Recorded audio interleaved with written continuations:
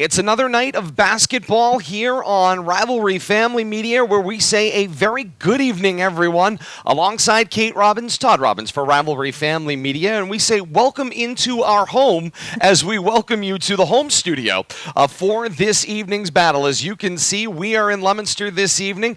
Worked out a fantastic deal with our friends at Quabbin Regional High School. Thanks to their footage coming directly from Panther Gymnasium, we're able to offer you this broadcast this evening. As you can see on the screen to your left, coming up, it's Leominster and Quabbin girls basketball set for this evening inside Panther Gymnasium, and we're looking forward to what will be a dandy, Kate. We saw this just a couple of weeks ago when these two schools came together. It was a Quabbin victory by a 36-17 mark inside the gym at Leominster High School, and that, of course, was a second straight win because the previous couple of nights, Quabbin took the victory from home court with a 44-23 win over Leominster in that matchup as well. And so on the girls' side of things for Quabbin, it was a clean sweep, and as it was for a lot of their year, 9-1 overall record. They certainly had a phenomenal year, to say the very least, and that year continued with a victory against Oakmont in the opening round last night, a 42-23 win in that matchup. And so here we are. That sets the scene. We know the three-seeded Blue Devils, a 43-36 victory over Fitchburg last night in what might have been the more surprising of the two victories. We said it during our coverage last night. The girls certainly believed, the coaching staff certainly believed, but based on their first performance against Fitchburg, it felt like a very difficult scenario that they would be able to take the victory from the Doug Grudgefield Fieldhouse last night, and that determination led to a win last night and brings them to get another opportunity and another crack against the top-seeded Quabbin Regional Panthers on visiting floor tonight. You brought up quite a few things right off the top. Wow. Yes, let's start first and foremost with Quabbin. They are very much a deserved one seed here going into the pod playoff finals. They haven't really run into a situation all season long where they've really truly been tested. In the first two matchups against Leominster, Leominster certainly didn't put their best foot forward and did not test the Lady Panthers of Quabbin Regional. So that's first and foremost. Leominster, however, last night played what, in my estimation, their best basketball of the season. We were not expecting, or I will at least take the onus on myself, I was not expecting Leominster to come out and be able to set the tone, set the tempo, and really execute as well as they did. The fourth quarter, I was a little bit nervous. They stumbled a little bit, but they were able to retain that lead. It got all the way down to a one-possession game, a 3-point lead, I think, getting to around the midpoint of the fourth quarter last night, but they were able to hold on to the lead, and then they were able to increase it on top of that, which is absolutely massive. And yes, I was wondering how long it was going to take Coach Gates, the fashion plate. I was wondering how long it would take him to notice the shirt. Yep, we got some nice football threads for the season. So Todd and I don't allow us to be too matchy most of the time, and so I called dibs on this shirt, and so he ended up with that one tonight. So thank you, Coach Gates. Thank you for the threads. They look awesome, and yeah, I love it. And we're certainly looking forward to this one. Again, a miraculous set of technology, and we'll have it for you over the next couple of nights as well. Of course, we've got Quabbin and Leominster girls coming up here from Barre, Massachusetts tonight, and then scheduled for tomorrow night, weather permitting, at 6 o'clock on the boys' side of the winter schedule. The pod playoffs continue on the basketball end for the pod final, where Leominster will travel to Oakmont, out to Ashburnham for that matchup. Thanks to the folks at Ashburnham Westminster Regional, we've been able to work that out, and we will be able to have that broadcast for you. Similar to this evening from inside the Rivalry Family Media home studio, Todd, learned a new trick. I was going to say, and connected to our friends at AWCA TV. We'll be having that coverage available for you. I'm going to cut you off for 1 second. This is one of the things that I love about our audience participation and the fact that we've been able to have a little bit more outreach in the region. We have a comment from Cedric Anthony Robinson. He's clearly an FHS Red Raider fan. Okay, he loves his Red Raiders.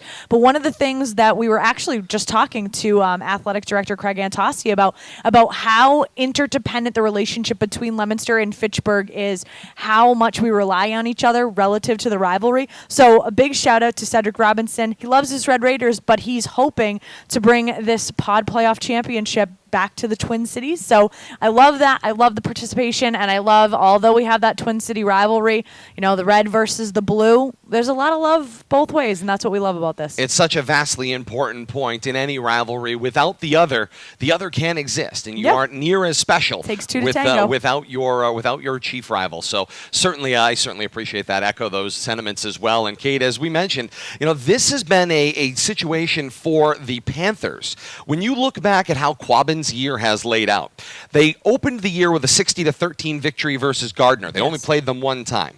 Then they stubbed their toe in the second game of the year, all the way back on January 18th. That's the last time they lost. It was a loss to Fitchburg, a 57-45 loss at the Doug Grudgefield Fieldhouse. They went home later that week, avenged the loss by 10, a 43-33 win, and have not lost since. They took 9 straight victories all the way to last night. That's an incredible record. 10-1 overall, 9-1 in the regular season. 9 straight victories is the streak. But again, we see coming into this matchup, as good as Quabbin is, as good as Coach Evan Barringer has his team playing, they've got to do something that Fitchburg certainly wasn't able to do last night, and that is they have to beat Leominster for a third time in the same season. Yes, you're absolutely right. So, it's something that we talked about quite a bit last night, and the same holds true tonight.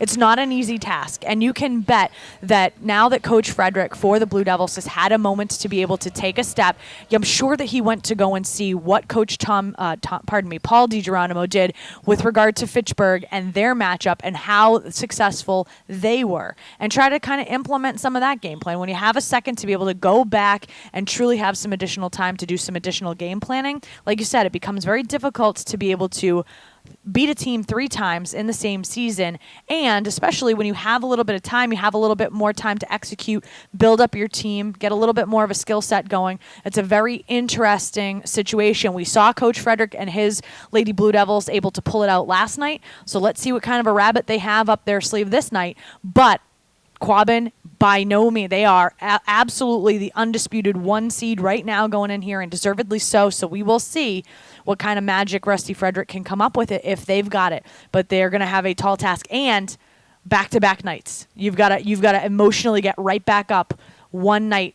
There's been no practice in between last night and tonight, so that'll be very interesting to see how they fare. As you can see, based on what we are getting from our feed from Panther Gymnasium, the girls for Quabbin have retreated to their home locker room to have a conversation prior to the national anthem and the introductions coming up. Coach Rusty Frederick's squad waiting on their bench, and you can see the Panthers are now on their way back out to their bench as well. Cardboard cutouts looking fantastic inside the arena, and perhaps a few underclassmen scattered about as well. We'll join the public address announcer inside of Panther Gymnasium for the starting lineups and then the national anthem, followed by first tip. All of that to come here on Rivalry Family Media. It's the Pod 6 girls basketball final right here on RFM. And Kate, with the last couple of moments we have here, of course, you mentioned Coach Frederick and his squad. They've got to bring it on back-to-back nights. They've got to avoid the emotional letdown that is possible when you can, come off of that huge victory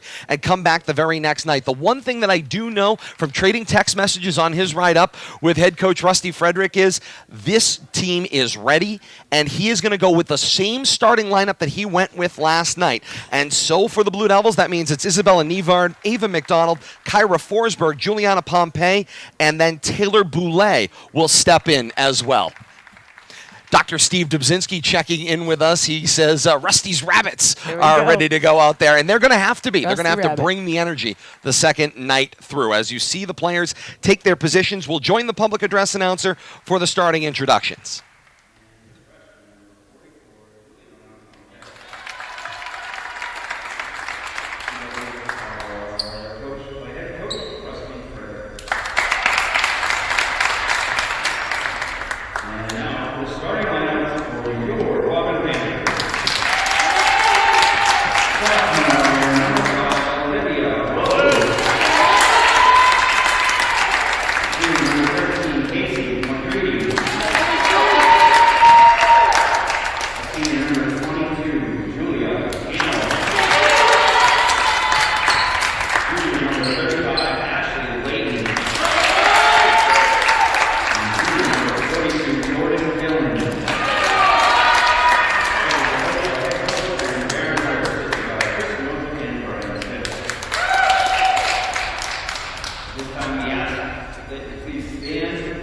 And join us for the playing of our national anthem.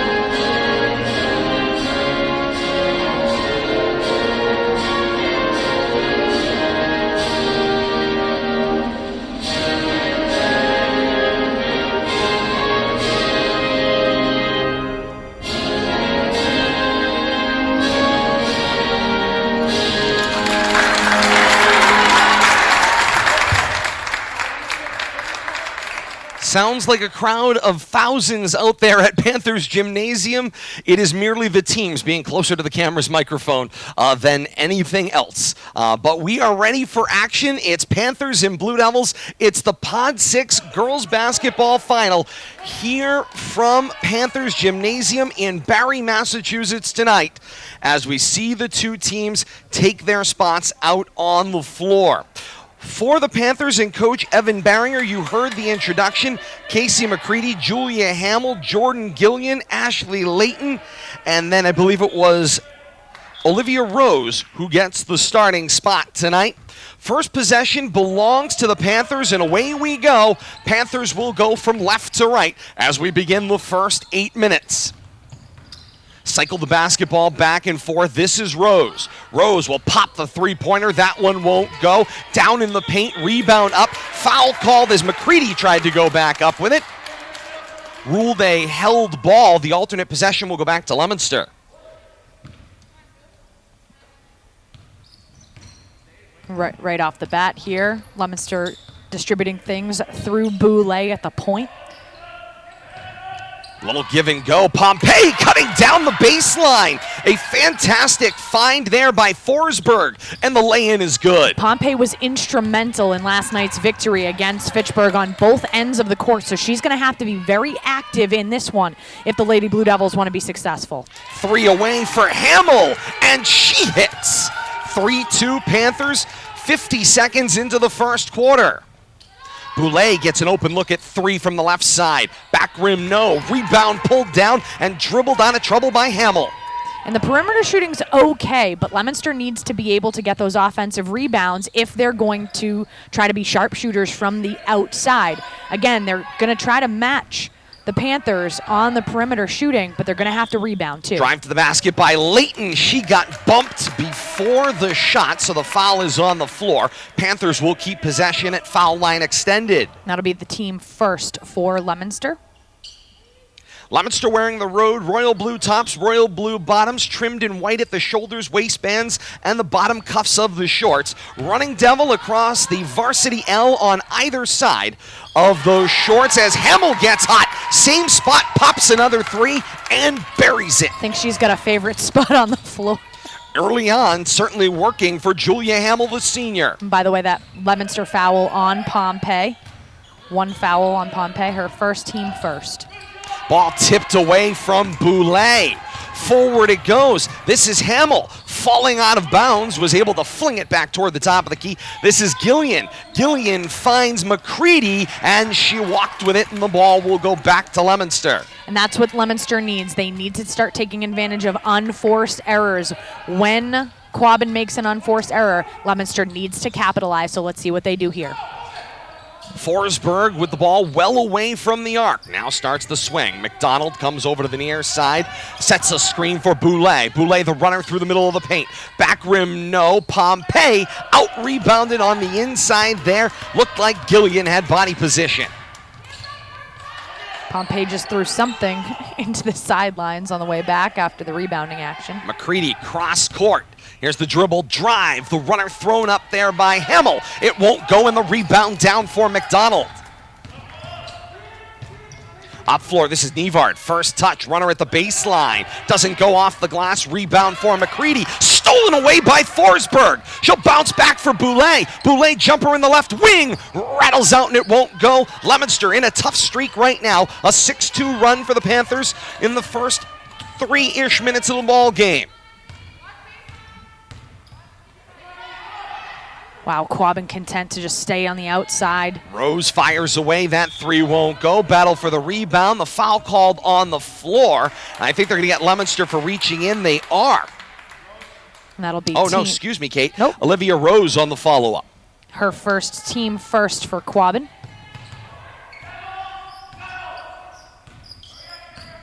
Panthers wearing the home white tops, white bottoms, trimmed in navy blue and a yellow gold. Telegraph that pass just a bit. Leominster needs to be careful. Forsberg sends it out to McDonald. Jumper in the left wing. That one won't go. Tip back to McDonald. Peeled from behind. The foul is called there against Gillian. And that'll send McDonald to the line to shoot two. That'll be Gillen's first, team second for the Panthers. Here's another area Leominster needs to take advantage as much as possible tonight. McDonald, her look at the line, short off the front rim. Sub coming into the ball game. Here comes Kylie Cudahy. She'll spell Boulay. And Coach Frederick had a nice touch last night, Kate, on being able to time. Yes. What was that moment to make the adjustment? When do we need to make that change? As McDonald back rims that one, the rebound comes down. She crashes and gets tied up on the play with Layton. And the foul is called on McDonald coming over the top of Layton. That'll be her first, team second for the Blue Devils. Leominster institutes some full court pressure, trying that 1-3-1 trap coming through the middle of the floor. Hamill guns across, finds Layton. Pull up in the wing, doesn't go. Rebound down for Rose. Touch pass on the inside was deflected. I think it hit the official. The ball ends up out of bounds. But once again, there's Pompey in the paint. She's able to scramble in and deflect that ball, having to force the Panthers to reset there from foul line extended. Rose bounces this one for Layton, feeds the post long, was looking for McCready cutting across the paint, didn't find her out of bounds, and the ball will go back to Leominster. And once again, that effort by Pompey paying off, because then it causes the unforced error and the turnover. And again, now Leominster needs to make sure that they capitalize on any and all mistakes that Quabbin makes. Cudahy with the drive, she'll dish. That was Pompey, got held up on the play, no call, lay in short, turnover going the other way. Down floor, this is Hamill, open again for three. That one rattled out, maybe halfway down. And Nevard's able to dribble it out of trouble for Leominster. Nevard across the foul line, takes the body contact, no call, out of bounds, and the ball will go back to the Panthers. Officials have been trying to let them play, at least on the shooting foul neighborhood, but then they've been calling a lot of action tight on the rebounding action thus far. As Leominster comes with the full court pressure again. That was nobody's cell phone. That was a whistle coming through the midcourt. Turnover against the Panthers. Ball back to Leominster. Kate, up in the back row there, up in the euchre seats there, I believe that's Bernie Sanders, yes. If I'm not mistaken. Bernie Sanders with the mittens. I do see that. I laughed as soon as you said the back row. I'm like, oh, here we go. That's a great ad. This is Pompey. Swings back to Cudahy. And now the foul line drive. Pompey back to Cudahy. Oh, Nevard wanted to take that. Under 10 seconds to shoot. Swing for Pompey. Pompey drives. Low left block. No plan. Kick back. Cudahy throws it up at the buzzer. That's short of the mark. Shot clock violation there. And the ball will go back to the Panthers. And right now, Kate, the Panther defense has stymied Leominster thus far. Yes, it's been stifling, and it's causing some consternation. Leominster is not able to penetrate from along that outside perimeter, and outside shooting has not necessarily been Leominster's forte. Offensive foul called against Layton. The ball will go back to Leominster. Layton had body position there on Smith, lowered the shoulder, put it right in the middle of her chest, and dropped Smith in the process. That's going to be Layton's second, although I don't have a second foul for her, but okay. I think that's a correction, Kate, on maybe my call earlier. I don't think they ended up billing Gillian. They billed Layton for that first foul. Smith, bounce pass. It was touched, ends up out of bounds. The ball will stay with Leominster. Last touch called on Hamill. And so Leominster will have the inbound from foul line extended. Pompey will take the position on that. She'll inbound for Cudahy. Cudahy comes back center of the floor. Now Nevard. Off a screen from McDonald. Tries to find the screen and roll. Nice no-look bounce. McDonald ends up having to go back out up top and too far out of the reach of Pompey. And the ball back to Quabbin. 6-2 Panthers, 2:32 to play here in quarter one. And here comes Sabina Marwah for Leominster. Going to try to change the pace a little bit. And she will. She is a pace changer, that is for sure. She will. She'll get scrappy, especially in the paint. Somebody that's her size does amazing things. Ball picked there by Marwah. Like she knew we were talking about her. Indeed, drops the bounce pass for Smith. Too strong off glass. Marwah the rebound, and then throws it away. Scramble into the backcourt. Everybody to the floor. Marwah comes out with it. She's everywhere. Up floor, Cudahy, three-pointer away. Back rim, no. Tipped. This is Smith. Fires the jumper. She got fouled. And Shannon Smith will go to the line to shoot two. So this is going to be Rose's second, team fourth for the Panthers.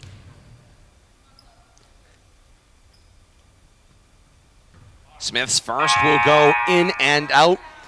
Many wondering, what's the story? How did we get here? Well, we set the scene, of course, on how we got to this point in the season.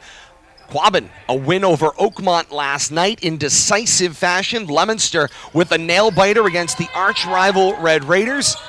And that's how we got here. You saw that in the top half of that bracket. We'll come back, talk about the bottom half of that bracket in a little while.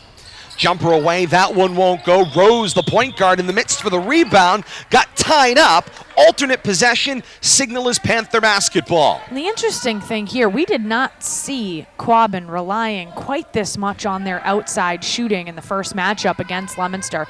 A very interesting choice. Right now they are out rebounding Leominster, so they are getting multiple attempts on offensive possessions, but a whole heck of a lot of outside shooting from the Panthers, and I don't necessarily think they need that was to Gillen, no, but the steal and then right back on this one, then a foul potentially before the shot. Coach Frederick likes the aggression, but he also wants his players to maintain control. And the problem here is that's Pompey's second already for Leominster. It's going to be their team third in the first half of play. And you noted what a difference maker she was last night. Where they need her on the court. Back and forth we go. Rose will set up a three-pointer away, and that one is buried on the play. Megan Doyle with the three-pointer. Very interesting tactic here. Marwah walked with it. Tried to move the pivot foot before the dribble went down. 1:08 to play in the first quarter. The Panther lead is 9-2, and Coach Rusty Frederick says that's enough. We can't wait for the quarter mask break. It's time to talk things over.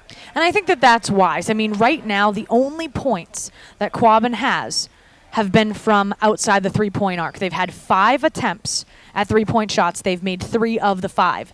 They essentially have not taken any shots from inside that three-point arc. That means that they're not driving the lane. They're not getting into the paint. They're barely even attempting mid-range jumpers. And so right now, and again, I don't recall, and correct me if I'm wrong, I don't recall Quabbin being this 3 trigger happy in the last matchup. So this is clearly a tactical decision made by the coaching And staff. it's not that it's been all that incredibly effective either. I mean, at this point, yes, they have 9 points. Certainly. But not all 9 of them have come from three-pointers Nope. in that situation. And Leominster is not exactly playing a 2-3 zone that would push them to the outside. No. They're trying to match up man on man. But at this point, that ball continues to swing around the outside, Kate, and you're right. I think in a lot of ways they are settling on the inside. Yeah.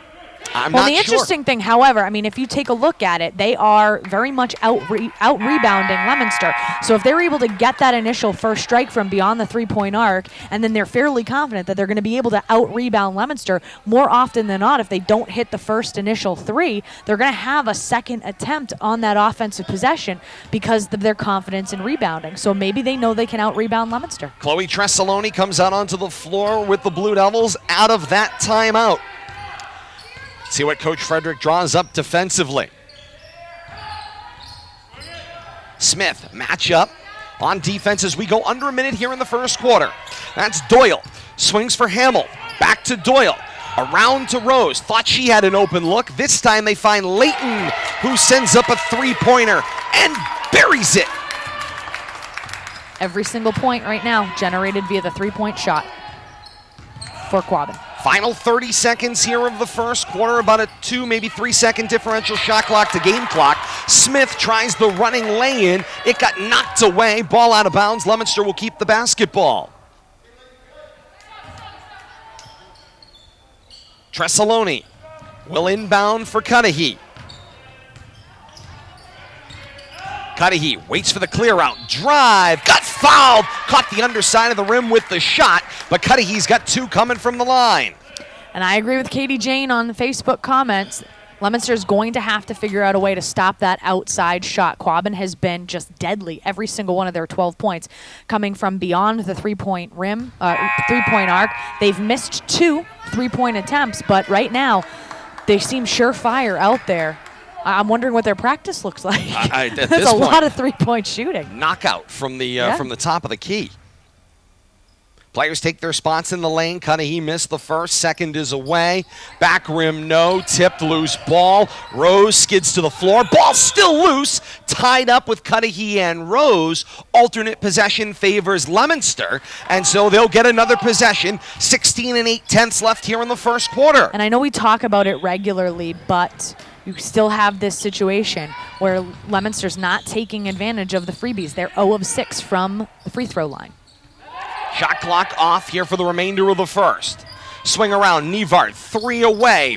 Side rim, large rebound, down into the paint. It's Hamill with it. Hamill outlets down floor. The running lay-in will go at the buzzer. Julia Hamill has a fantastic first quarter. Finished off with that lay-in and through one quarter from Panther Gymnasium. It's Quabbin 14 and Leominster 2.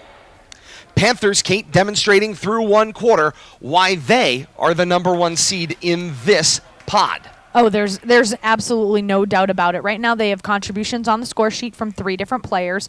Rose has 3 points. Hamill right now with a team high 8 points at the end of the first quarter, and Layton with 3 points as well.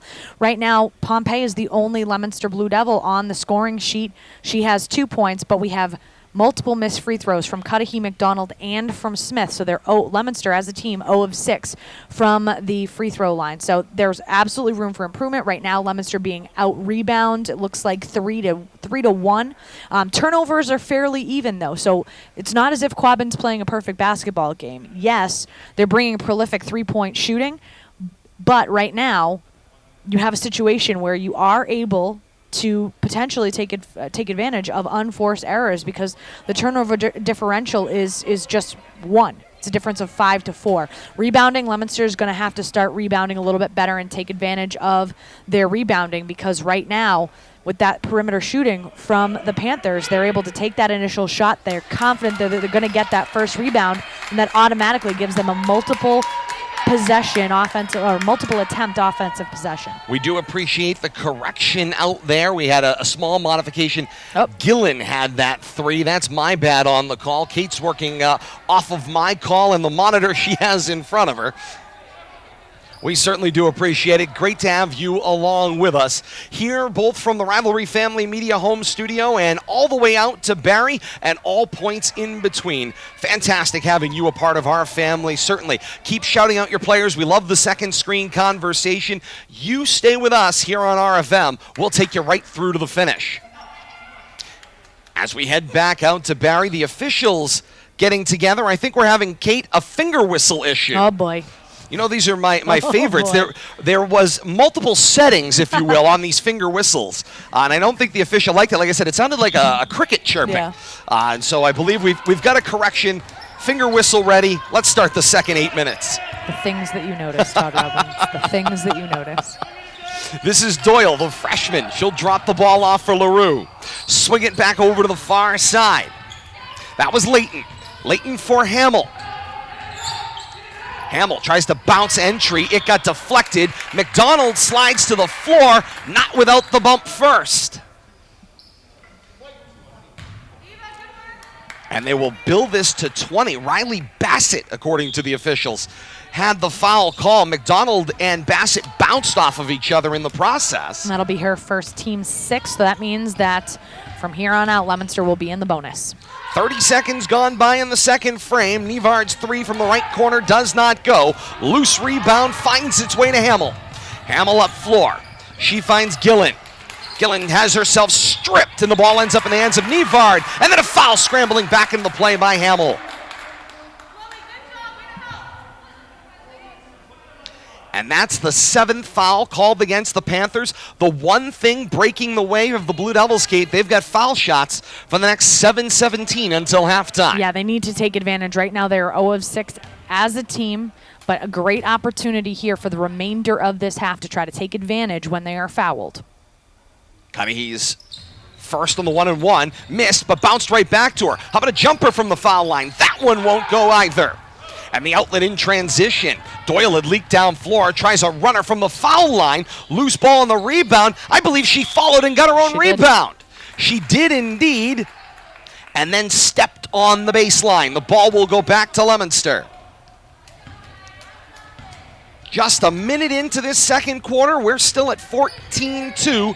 Panthers with the commanding lead. Blue Devils in desperate need of some offense. Ball was deflected, found its way to McDonald. There's a foul called. This one billed to Hamill. That will be a quick number 2 for her, so it's her second. It's going to be team 8th, and what a nice job by McDonald there to scramble and put her body into that one to try to get that possession back. Well done.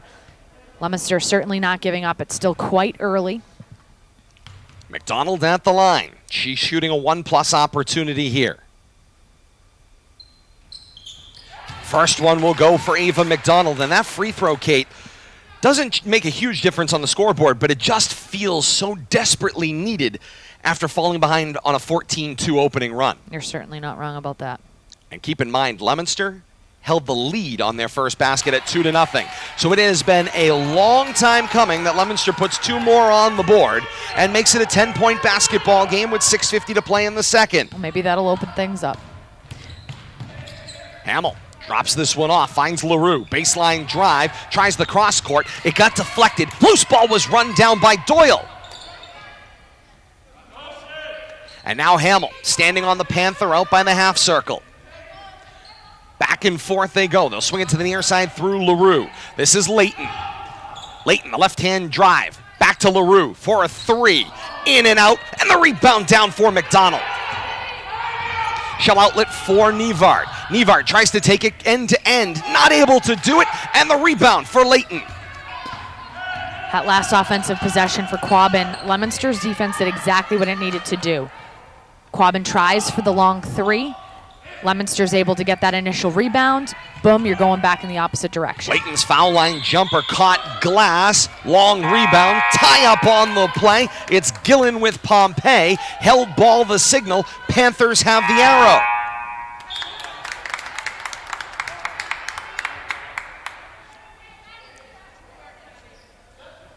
.554 to play here in quarter 2. Doyle with the inbounding duties for the sophomore Rose. Hamill gets a look from her favorite spot on the floor, hard in and out, and the rebound down in the hands of Boulay, who just checked back in at the last whistle. And a nice job by Leominster's defense. Once again, you stop that perimeter shooting. Not only are they not getting points out of the situation, you get to bring the ball down. Forsberg with the kick for Nevard, then the clear out. Nevard with the baseline drive, and the lay-in is good. And the Blue Devils back-to-back possessions now have able to put points on the board. Leominster outscoring Quabbin 3-0 here in the second quarter. That's exactly the type of adjustment that you want to see if you're Coach Frederick. Leighton for Hamill. Nevard's like, I'll take that. Yeah, if you're gonna pirouette, I'll and take keep that. it right at off waist your hand. height. She tries to step up, was able to knock the ball loose. Panthers still control, though. This is Leighton among a squad of Blue Devils from the inside. That one won't go. Leighton, another opportunity. And this time, Forsberg, the rebound, tries to outlet in transition. That's into the second row and takes out a cardboard cutout. But how impressive in the last 3 Quabbin offensive possessions has Leominster's defense become? They are clearly not giving up, and now we're at a 7-point differential. And Coach Frederick's going to grab an opportunity 8 here to point. bring Sabina Marwa in to spell Pompey. And Marwa is going to defend the inbound. And what an exchange there, Pompey to Marwa. Just the difference in the type of player. This would definitely be Coach Frederick's small lineup out there on the floor. The reach across. Nevard called for the push. She does believe she had all ball, and she demonstrates to Coach Frederick. The problem is she's leaving out the fact that the other hand, the one that wasn't doing the tapping, was on the back of the jersey of the opposition, was giving them the little push. That's what the official called. A hand check feels a bit ticky-tack, but when fouls are 8-3, not a surprise that the whistle goes off. 4:40 to play here in the second quarter. Rose spins into the paint. Shot won't go. Rebound down for Forsberg. And that's 4 possessions in a row that the Blue Devils have been able to keep Quabbin scoreless. Well Nevard done. fire away on the 3. Front rim over the backboard. That's out of bounds. Yep. The officials are having to get together. Coach Evan Beringer said that went over the backboard. I could see it from Leominster. That clearly went over the backboard from this angle. From your living room. Now the officials have got to get together, and here's the difficult part. As it turns out, there's a whistle, and Leominster will keep the basketball. And Coach Evan Beringer not happy, and he's got a great case. We can see it on a monitor. They cannot. Ball deflected, heading toward the sideline. Kept alive by Forsberg. Now Marwa, Boulay with the runner. Beautiful. Bank is open. And now Leominster's on a 6-0 scoring run here in the second quarter. Right now, halfway through, Quabbin scoreless in the second quarter. Winding down to the halfway mark of this second quarter. This is Rose. Gets some space, takes the 3. That one won't go, and the rebound down for Boulay. And I think that's 5 offensive possessions in a row. That 3-point attempt, and Leominster there to get the rebound. That's going to stop that. Forsberg with the drive and kick, sets up a Boulay 3, and buries it. Wow, And a she's timeout taken by the Panthers. Leominster has shot their way back into the basketball game, trailing 14-2 at the end of the first quarter, and now 3:45 to play in the second. They're within 3 of the top-seeded Panthers. Well, and what a significant adjustment that is, okay? Understanding how important that initial rebound is for Leominster when they're on defense. You have seen how ineffective they were in the first quarter versus how effective they are being here. And not only that, it's translating into points when they go onto the offensive end. So all of a sudden, you have a couple of free throws to start off the second quarter. The basket seems to be a little bit larger. Boulay clearly feeling it on the last 2 offensive possessions for Leominster. She's got a 2-point bucket and a 3-point bucket for Leominster. So very interesting ongoings here. We're going to see what type of adjustments Quabbin's coaching staff has. It's kind of essentially the exact reverse from the first quarter. Now Quabbin not content to wait until the halftime mask break. They want to stop things to be able to try to make a slight adjustment of their own, because now all of a sudden Leominster is hurling back into this one. They had 2 points at the end of the first quarter. Well, and this is the game plan coming home to roost. If the plan was to rely on the 3, that means you have to consistently hit that shot. Correct. Over and over and over again. And rebound. And they haven't tried to penetrate, and it hasn't really stretched Leominster's defense either to open up the middle. Here's Marwa. Held ball as Marwa gets her hands on Rose and the basketball. Alternate possession. Ball back to Leominster. It's as if she's found this stealth mode. And she's able to maneuver her way around the court, and no one knows where she is. Similarly, we saw that with Gabe Rivera for the Red Yes. Raiders last night. Yep. And not many people can do it. The ability to be so elusive that you lose track of her. A walk called against Forsberg. The ball will go back to the Panthers. Well, she and Gabe Rivera of Fitchburg both coming in very small packages. And so sometimes when you have a little bit more height, you don't necessarily have that peripheral vision of the little one, like scurrying right by you. I'm This sure is Katie Hamill. Jane knows that. Katie Jane knows that. I bet her height was actually an advantage out there on the court. Ball on the driving People kick. lost her. Hamill to the middle of the pack. Held ball again as Marwa ties up Leighton this time. The alternate possession will stay with the Panthers, but Marwa's defense has led to back-to-back jump balls. Oh, and a nice And a steal. giveaway. This is Nivard. Gets ahead of the pack, working on a double team. Doesn't go. McDonald's follow-up doesn't go. Boulay, third opportunity doesn't go. How about a fourth for Boulay? And that one will go on the possession. Boulay with 7 points here in the second quarter for Leominster. This brings the Blue Devils within 1 point. 2.5 to play here in the second quarter. And Leominster in the second quarter has shot their way back into the basketball game. And a loose ball and another steal for Leominster on the defense. The matchup defense has caused some issues for the Panthers. Katie Kerouac has confirmed my suspicions relative to her height. Swing into the corner, this is Marwa. Back for Boulay, dribbles to the foul line. Drops it off Nivard, bounces it into the post, looking for Marwa. She got it. Swung it back out Forsberg. Three from the right. That one won't go. Good body position on the rebound as Leighton will bring down the ball.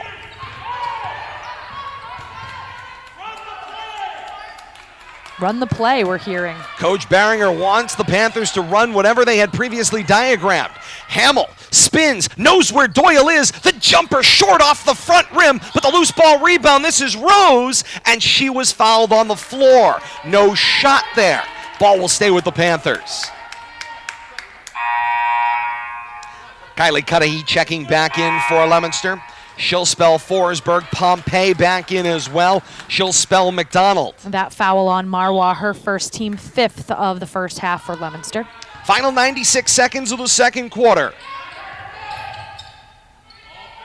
This is Hamill and Rose. Now the entry for Leighton. Leighton, the foul line spin. Try to drive, kick back out, won't go. NBA three away from deep, and Gillen buries it. We're sure that was Gillen. Don't hold me to it. Yes, it was. 1:10 to play here in the second quarter. I don't believe you anymore. The driving kick, it's Marwa. The tie up there, that's Gillen.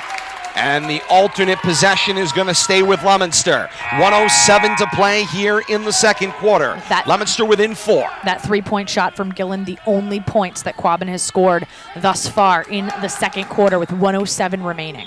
Leominster's defense masterful in this quarter. It equaled what Quabbin was able to produce in the first quarter. So defensive spectacle on both sides, but just in different quarters. This is Cudahy. For Boulay, top of the key. Under a minute to play here in the second quarter. Head fake for Nivard. The drive got a little bump. No call. And the rebound down in the hands of Leighton. 15-ish second differential. Shot clock to game clock. Panthers looking to add to a 4-point lead. Doyle faked left, went right to Rose. Baseline drive and gets bodied up on by Pompey. Foul on the floor, still the 6th called against the Blue Devils, so no shots for the Panthers. Leominster still giving their last foul there. And now the officials getting together right toward the foul line. Yeah, they haven't marked They it. want to correct the official record as to who committed the foul. So it was 44. That's not good. And That's the third will Pompey. go against Pompey. That's going to be a difficulty. Not even at the second half. Her picking up her third. And she's so instrumental in the paint. 3.5 second differential shot clock to game clock. This is Rose. The drive behind the back. Cudahy shut down the baseline. Kick back for Hamill. Fires the 3. Hard rattle on the rebound. Doyle came out with it. She's trapped on the baseline, and Coach Barringer spends the timeout with 14 3/10 left here in the second quarter to get Doyle out of trouble and to give themselves an opportunity for a last shot going into halftime. And Doyle had 3 Leominster defenders all over her, and no help was coming. So as you said, coaching staff for Quabbin able to mercifully get the timeout to spell that so that they can draw up one last play and try to come out of the second quarter with more than 3 points.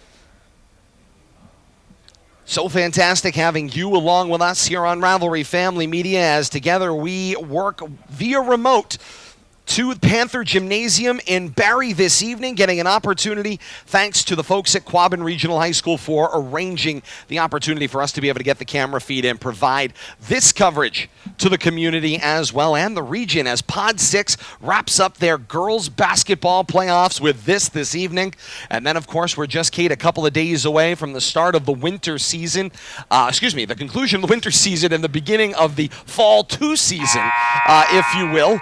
That wedge season, as the MIAA described it, it will be volleyball.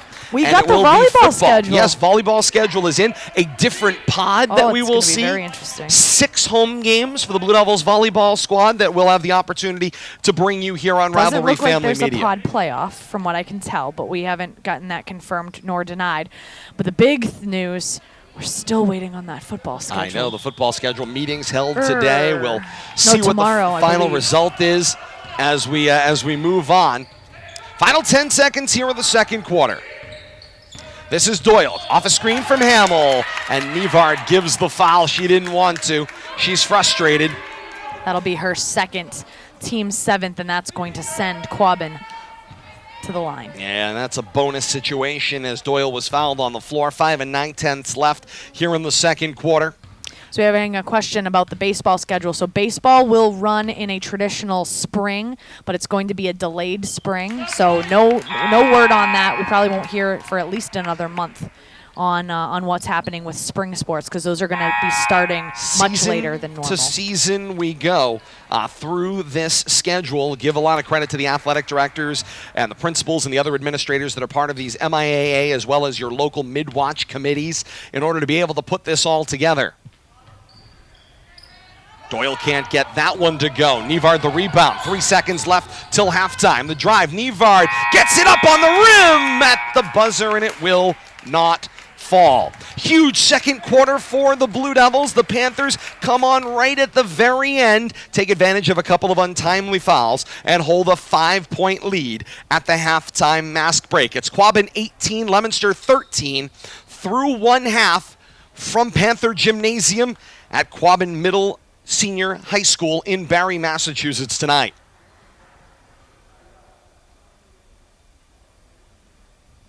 As Kate tabulates the halftime totals, this is a great opportunity to mention to you, of course, we talked about how the girls got here, and we have an opportunity to discuss how the boys playoff lays out at this moment in time. That continues tomorrow with the pod final. Leominster, the 3 seed, upsets the 2 seed Red Raiders. They will travel to Oakmont Regional. Thanks to the folks at Ashburnham Westminster Community Access Television, we'll have the feed from the gym at Oakmont Regional to be able to bring you that coverage. Tip-off right now tentatively slated for 6 o'clock tomorrow night, Friday the 19th.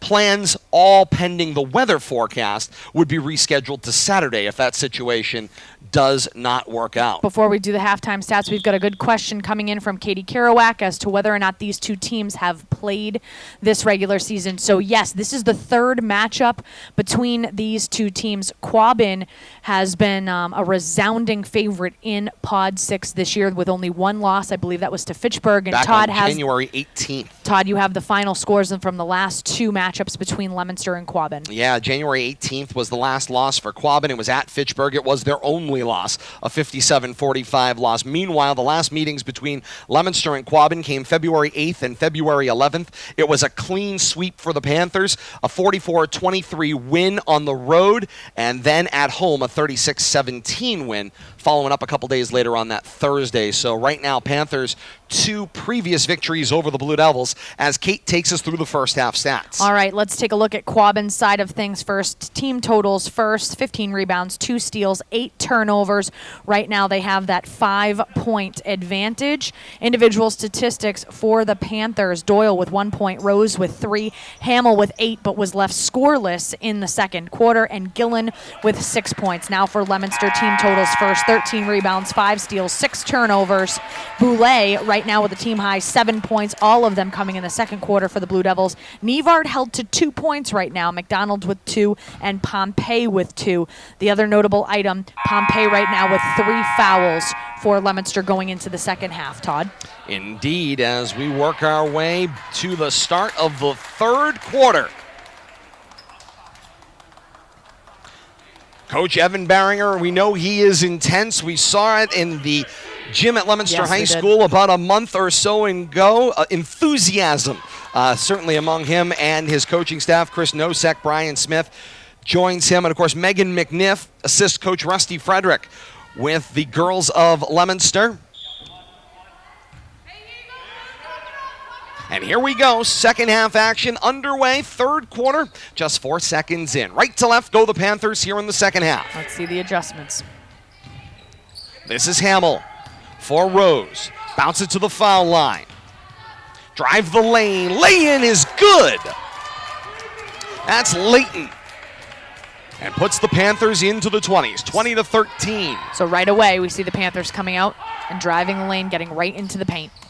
And now that outside shooting thing is not going to be able to continue. Meanwhile, here comes Pompey. Says fire away. Rebound on the low right block is uncontested for Hamill.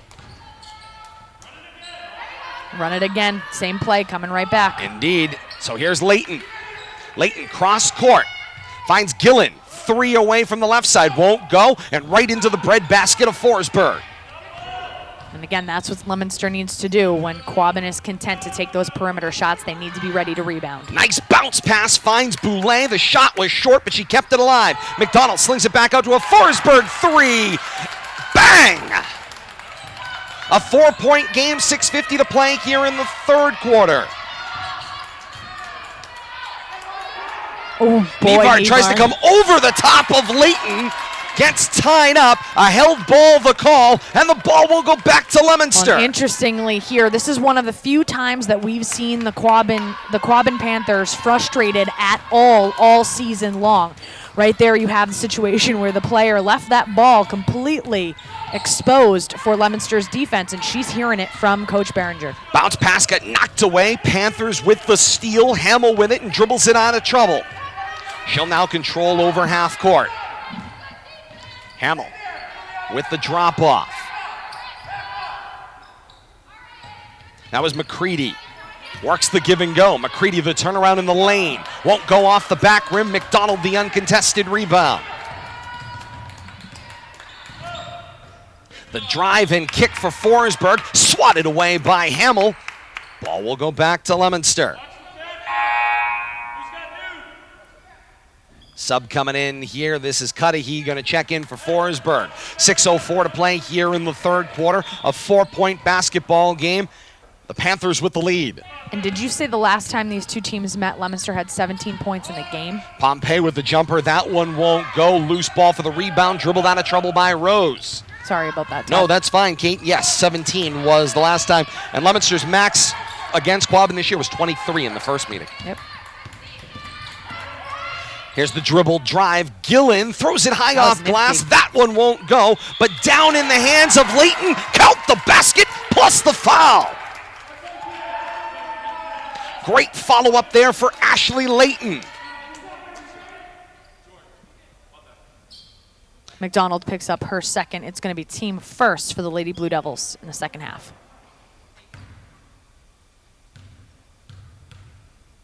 Right now, Quabbin 1 of 2 from the line. That one won't go off the front rim. Can't complete the three-point play, but the Panthers a chance for a 2-for-1. And then Layton walked with it, just a little bunny hop before she dropped the pass off for McCready. The ball will go back to Leominster with 5:34 to play in the third. And Quabbin making enough mistakes here. As long as Leominster capitalizes on them, they'll be able to stay in this game, but they need to take advantage when Quabbin makes an unforced error. Marwa's been out there, Kate, causing some conundrums for the Panthers as Pompey drives the lane and banks it home. 22-18 Panthers, but Marwa's not on the score sheet yet either. Correct. She's been very effective on defense and in her rebounding, because why not? Absolutely. Hamill the drive, somehow got to the rim, scoop and spin, and down it goes. And that's the interesting one. Hamill has been quiet since the first quarter. She had 8 points in the first quarter, none in the second. And right now we're almost halfway through the third, and those were her first points since the first. Cudahy back to Pompey for a three. Short of the mark, and the ball will go back to the Panthers. Another one-shot possession for the Blue Devils. And in most of our games, you brought up Mid-Wach just a few minutes ago. In most of the games where we have stats for the season, she's averaging 4 points per game, essentially. And so right now, having her have nil on the stat sheet, it is fairly noticeable. Rose guns baseline, finds Doyle. Swing back Hamill for Rose. Rose thought about it. Working on McDonald. Tried the give and go. Deny ball, says McDonald. Outlet in transition. This is Marwa. Down floor. Gets some room. Lays it in and good. And Leominster back within 4. I think she knows when we're talking about her. On cue every time. Throw away there. Battle for the ball. It is run down by Gillen. What determination in the backcourt. This is Layton. Layton from the left block, spins to the lane, caught the side rim, no, but got her own rebound. Dribbled off of somebody, and it looks like it's going to stay Panther basketball. The officials on the whistle. There was a lot of pointing happening, none of them in the direction of who is keeping it. Halfway through this third quarter, Doyle for Hamill. Into the corner, Gillen, as she cycles, fires the three, and rattles it down. Back to a 7-point Panther lead.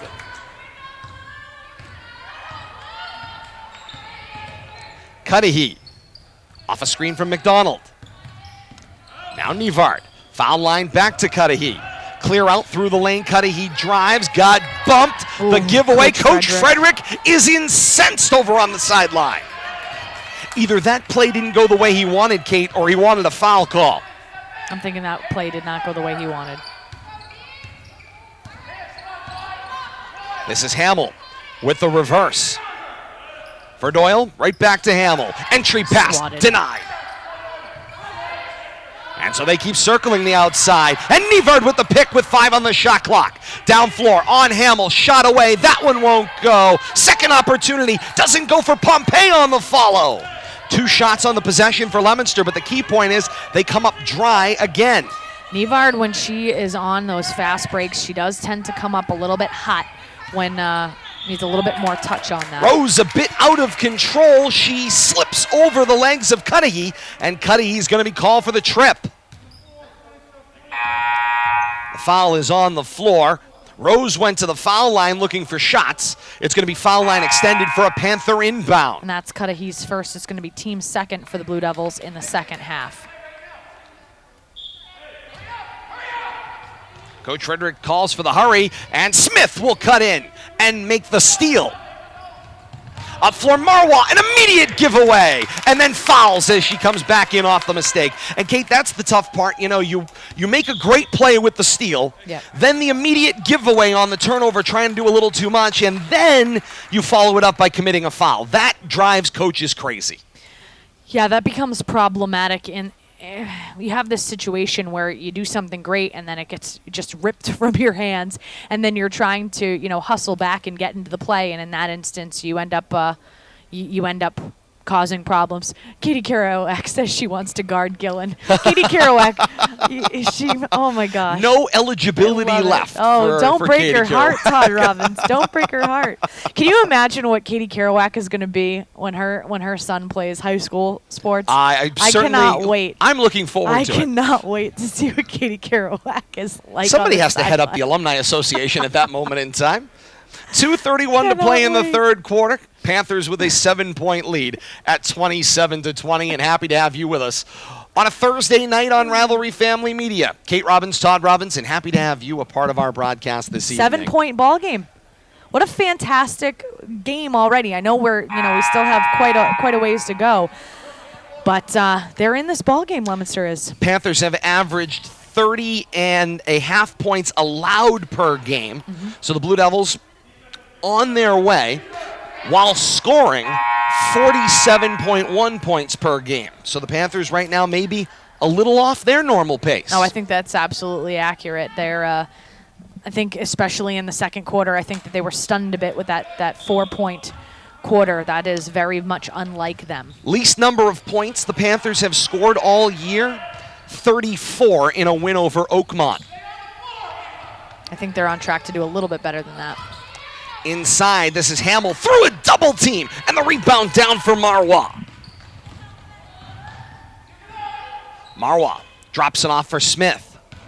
Smith with some room, then to Marwa, low right block, got fouled, count that basket, plus a foul.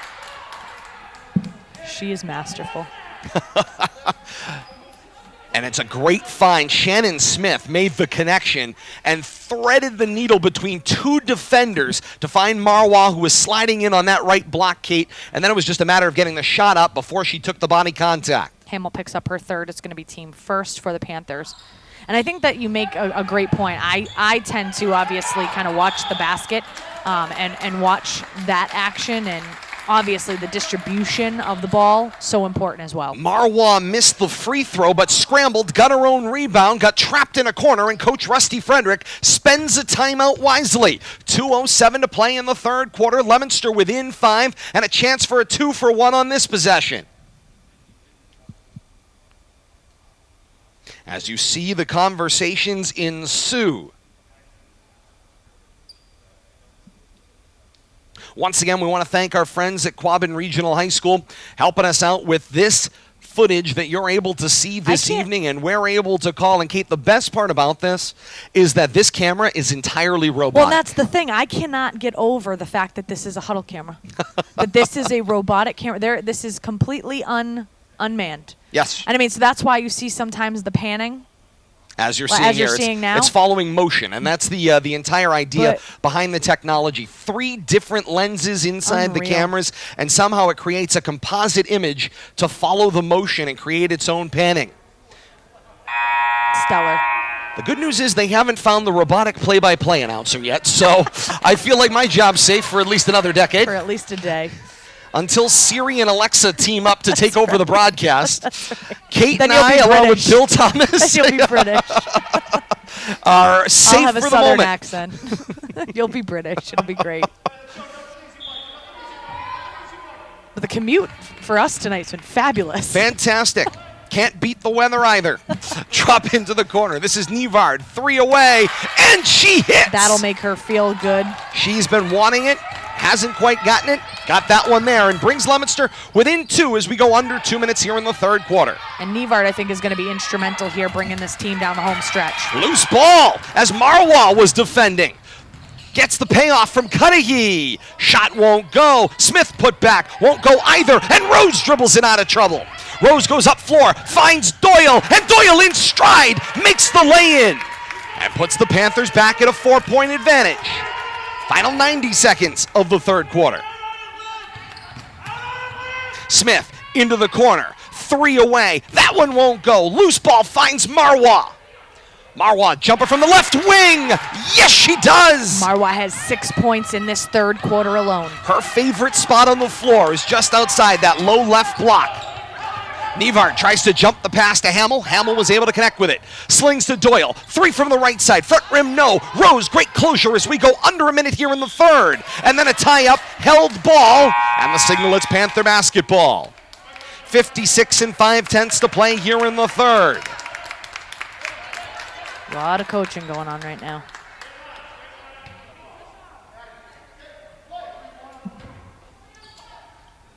And a credit to the Panthers coaching staff trying to make sure that they're calming their squad down. They've not been in this type of a situation very much this season. Hamill for Doyle. Doyle working on Cudahy. Doyle steps on the gas, steps between 2, and she hits the line drive. That was beautiful. Indeed it was. Be about a 5-second differential. Shot clock to game clock. Final 30 seconds of the third quarter. This is Nivard. Underhands for Marwa. Marwa through the foul line. Throws it up on the rim. Doesn't go. Got her own rebound. Second opportunity doesn't go. And this time, Hamill steps in for the rebound. Corner. Gillen. Cross. Layton. 7 seconds. 2 from the left wing will go. 33-27. Final 2 seconds. Leominster will have to dribble this one out. Through 3 quarters from Panther Gymnasium, it's Quabbin 33 and Leominster 27 in the Pod 6 girls basketball final. And Marwa, like we had talked about, we said that she hadn't been on the scoring stat sheet. She gets 6 points there in the third quarter. Right now she has a team second. Boulay with the team high, 7 points so far in this game, but Boulay was kept scoreless in the third quarter. Right now, Leominster getting scoring from 6 different Blue Devils out on the court. On the flip side, very interestingly, although Hamel has a team high 10 points for the Panthers so far in this one, in the second quarter, Leominster was able to keep her scoreless, and in the third quarter, they were able to keep her from 1 basket from the field. So 8 of her 10 points for Hamel coming in the first quarter of play. Interestingly, also, Hamel has 3 fouls on the night as well. For the Panthers right now, Gillen has 9 points. She's made 3 threes, 1 in each of the 3 quarters that we've played. Leighton was the bright spot for the Panthers in the third quarter. She had a team high 6 third quarter points for them right now. It remains a very close game. It's a 6-point ball game right now in favor of the Panthers. And Leominster keeping this one close. They're keeping themselves in it, and they have a chance. If they're able to put together a quarter that was as good as their second quarter, they have the opportunity. But you have a very talented Panthers team that they're going up against, and these Panthers know how to win ball games. No question about that. Love the fans cheering on their faithful, whether they're wearing the gold and navy or the blue and white. We love the second screen experience we're able to keep an eye on here. Joining us on Facebook Live, Facebook.com/Media Rivalry for this one. And then, of course, game will be available on demand on YouTube. Search Rivalry Family Media, like and subscribe today. We post video, you get an alert. That's the deal. As we start the 4th and final frame of regulation. Boulay back out on the court for Leominster. Indeed she is. She needs to have a hot quarter. So does this young lady right here. Isabella Nivard with the drive, gets tied up by Doyle, and the ball goes right back to the Panthers. Nivard got a little casual with that one, ball around her waist, and Doyle, the freshman, steps in for the tie-up.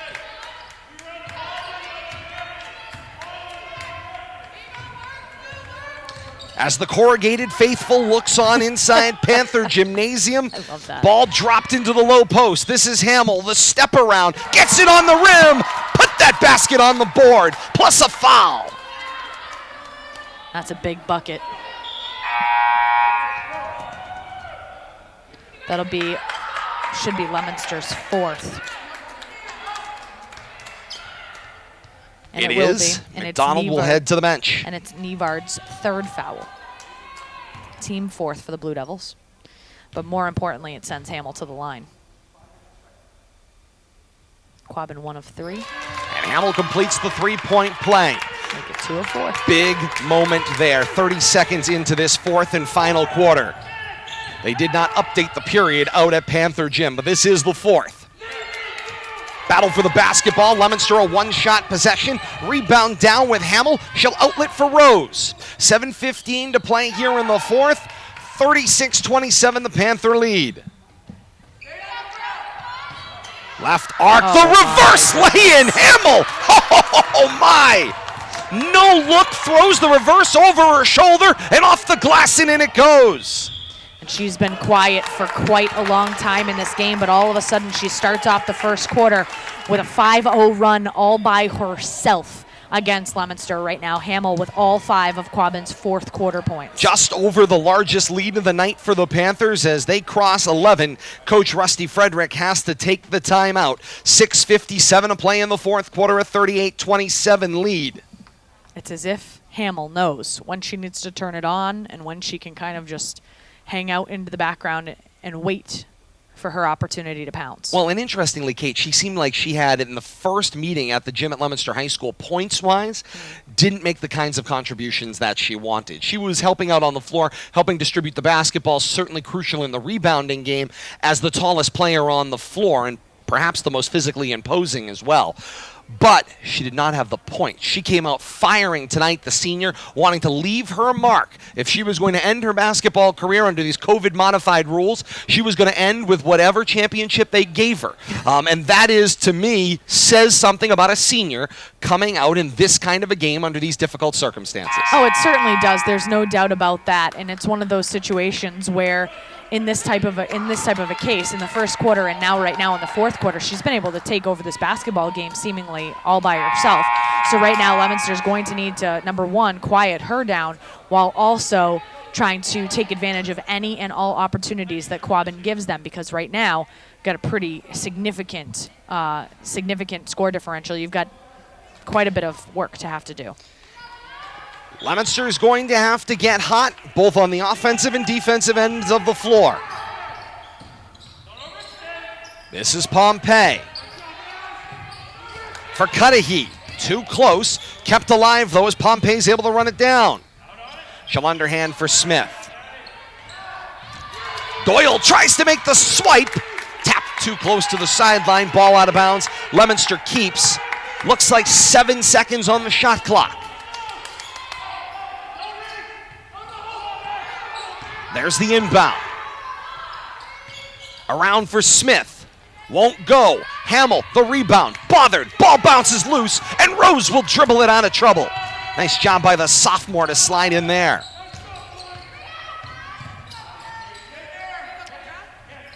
The gun to the left block as Hamill flashes. Out for Doyle. Got the open look for three. Bang! Megan Doyle, the freshman, playing as the sixth man tonight for the Panthers. Huge points coming off the bench. As Cudahy tries to respond.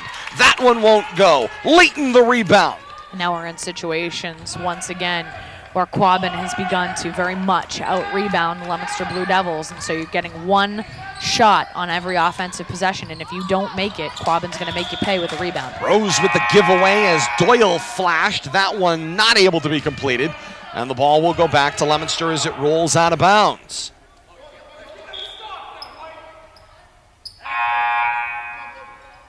Leominster right now remains scoreless here in the fourth quarter. Not the time to be in a scoring drought. Kate, no shortage of famous people among the class of 2021 from Quabbin. I believe that's either Bart or Homer Simpson in about the third row as well. Fantastic. I think I saw Shakespeare. Shot away. This one from Forsberg finds the bottom of the net. An 11-point basketball game once again. Is it too much to overcome? The Devils certainly aren't going to quit. Neither are the Panthers. Ooh. To the floor they go. Hamill gets tied up with Nivard. Nivard does not stop until that whistle. And on the alternate possession, it's Leominster basketball. Fantastic extra effort by Nivard all night tonight. All season, really, but definitely tonight.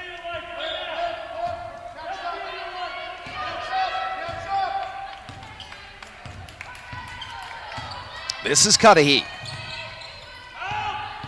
She'll feed Nivard down the lane. Offensive foul, and the ball back to the Panthers. Nice job by Olivia Rose. Slid and set her feet, saw Nivard out of control, and Nivard collided with her. That'll be Nivard's third, team fifth for the Lady Blue Devils. And Kate, that turnover was coming one way or another. Nivard had taken 3 steps with it as well. And then a walk with it, and right back the ball goes to Leominster as Leighton got a little happy-footed. And Coach Barringer wants to see them recover it on the defensive end. He said everything you've got. He's part cheerleader, part coach right now. Indeed. Forsberg for Nivard to Pompey. And Pompey gets a look, sends the three to the basket, and finds the bottom of it. 41-33, 4.5 to play here in the fourth quarter. Just 8 points now. Tressaloni guarding Doyle. Throw away there. Can Leominster come up with it? For the moment, that's Nivard, and she gets fouled as Nivard goes to the floor. That'll be Quabbin's only their second foul in the entire half thus far. Certainly seeing on both sides, Panthers and Blue Devils, Kate, they're playing like there's no tomorrow. Because there isn't. There is not, yes. Doyle picks up her first, team second. This is Cudahy. Drive the lane. Into a tie-up with Doyle. Alternate possession. Ball back to the Panthers. Not a lot of rhythm going on right now. No, all of a sudden this game has ground to a halt. As McDonald will check back in to spell Nivard.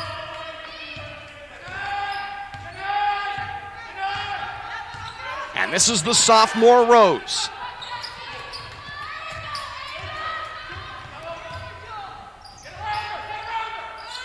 Entry pass. Layton, turnaround from the right block. Great defense by Pompey, and the last second whistle. That'll be her fourth. It's going to be team sixth.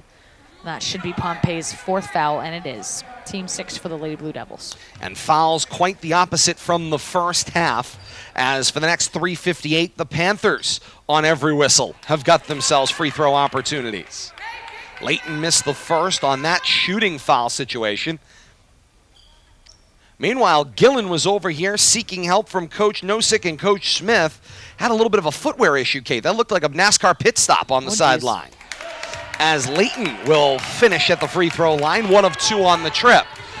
Halfway through this fourth and final quarter. Forsberg for Pompey.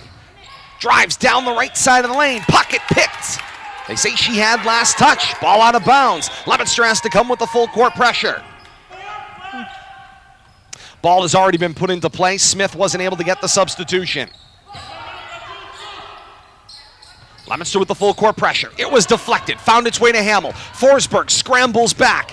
Hamill with the step around and the determination to finish the lay-in. And she's been the difference maker in this quarter. She's got 7 points here. And the in lead the is 11 alone. once again. 3:25 to play here in the fourth quarter. To the foul line drive. Give it up. Pompey. Shot won't go. Out of bounds. Last touch looked like Rose. Leominster is going to keep it. Smith will come in at this stoppage to spell Pompey, the freshman. Nivard right back in. She'll check Cudahy to the sideline. 14 to shoot on the possession for Leominster. 3:17 to play here in the fourth. The margin is 11.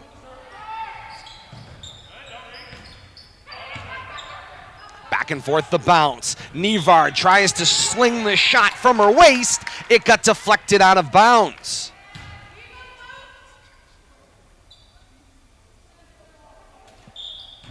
Trying to move the puzzle pieces around. Indeed. Shot away. That for Smith was wide of the mark to the right. To the floor. Held ball. Leominster gets it back. 3:08 to play in the fourth. But Kate, 11 points. That's a margin. That's a margin that is difficult. Coach Frederick tried to get Pompey to the table. Didn't get her there in time. 1 on the shot clock. That one hit the rim. Forsberg the follow-up, and she will finish it at the buzzer. Everyone got caught standing around when the horn went off. Coach Frederick was like, move it, let's go. And Forsberg had hit the rim on the first shot, followed up, and got the second one to go. Double dribble the call against Rose as the pressure caves the Panthers just a little bit. But Leominster here needs to take advantage. Any miscue by Quabbin, they have to respond every single time if they want to be able to get back in this game. Panthers take the timeout. 2:46 to play here in the fourth quarter. A 44-35 game. And I don't know, Kate, if this is necessarily a situational timeout or if this is more of a circumstance of, we don't get enough breaks in this game. Let's give my players a chance to recover a little bit for Coach Barringer's squad going down the final 3 minutes-ish of the ball game. I mean, in earnest, when you're around mid-court like this and you have a lead, there's going to be some type of, institutional something that you're going to want to implement for the final 2 minutes and 46 seconds. So if you're Quabbin, I don't mind this timeout just to remind my student athletes, like, hey, listen, we have a lead. If this, then what? Okay? And you see it in every type of sport, okay? If you're, a bat ball sport, athlete like I was primarily, you're in a situation where, okay, we have X amount of lead, outfielders, I need you to do this, infielders, I need you to do that. In a situation like this, I would say that's exactly what's going on. You have a lead that was more sizable. It's starting to dwindle. Let's remember, we have the lead, and these are the priorities. We don't care what goes on, in certain aspects. You need to be able to get certain things out of your mind. Like, we don't necessarily care about, they do care about fouls, but you have plenty of those to give before Leominster goes to the line. And nobody's really in foul trouble for Quabbin. So there are certain things that with younger student athletes, you just want to kind of reiterate and go over, because in these important games, sometimes their instincts take over and they're not necessarily thinking about the high-level IQ things that a coach needs to remind them of. Absolutely. A well-spent timeout. Nevard not able to connect from the Forsberg pass. Rose tipped it into the sideline, and it crossed said sideline. Ball will stay with Leominster. 2:40 to play here in the fourth. There's the flash. Ball was tipped. Battle for the ball. Hamel tries to keep it alive. Nevard with the giveaway. A whistle goes off. Coach Barringer is running somewhere. Where'd he go? He spent the timeout, I believe, to keep the basketball. No, Coach Frederick spent the timeout. I'm trying to see who they credited the timeout to. My word. I saw Coach Barringer running. I thought he was going to Barre Center. I thought so too. 2:35 to play in the fourth quarter, 44-35. You think this game, of course, it's February vacation. You think it doesn't matter because it's just a pod playoff? Well, tell that to the people you're seeing out there in Barre tonight. And that's the interesting thing. We've heard from all walks of life, from all sorts of people, from the general public, in the Twin City area where we are. You see people out in the community. Some of them are even forgetting. There's so much going on in everybody's lives right now that some people forget that this is even going on. But like you said, regardless of the fact that, of course, the MIAA doesn't have any sanctioned anything right now, of course, because they're leaving it up to the pods and to the leagues and to the individual committees. You have a situation here where, it's an uncharacteristic type of season. But as you said, you put the word playoff in front of anything, and you're going to get this type of emotion, and that's what's fantastic about this. And it has been a great few nights to forget all that has gone on over the last 365 days and counting. Tresaloni gets an open look at three. How about that? Into the basketball game she comes. She's on the score sheet. Yep. 44-38, and she had a timely bucket last night when she came into the game. The drive, offensive foul as Hamel runs over a defender on the low block. I think it was Pompey, and she got torched on the low block. And that was going to be her fourth foul for Hamel, team third. Now again here, Leominster needs to capitalize. They cannot afford to have their own unforced error here. This is Cudahy. Drops it off for You Nevard. hear the Quabbin coach, no threes. Swinging around. Pompey fires the three. Doesn't go. The rebound was tipped by Gillen. Then to Rose. It caused a hesitation. It's a walk. And the ball back to Leominster with 2:02 to play in the fourth. Leominster needs to get back to that prolific rebounding that they had in the second quarter. If they're going to take those perimeter shots to try to get rid of this lead for Quabbin, they're also going to need to clean things up. Forsberg picked up the tip ball, loads up Tresaloni for a three, front rim, side rim, and then down for the rebound. Tie up, alternate possession. Leominster has it again. That will set after this inbound. The arrow will favor the Panthers. Foul 6 called against Leominster, 3 called against the Panthers. So the Panthers will shoot on the next Leominster foul with 0 to give. Meanwhile, the Panthers have 3 to give. Drive down the lane, Nevard, offensive foul. And the ball will go back to Quabbin. Nevard's facial expressions are always so priceless, and you can tell when she's just not having any of it, but she does pick up her fourth. Her fourth, and that's a key moment as well. It means Coach Frederick's going to have to manage some offense for defense here, leadership and experience.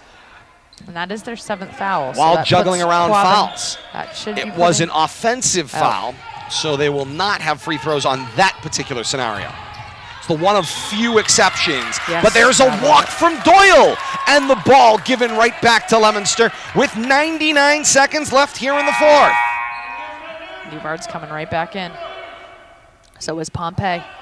Out goes Marwa.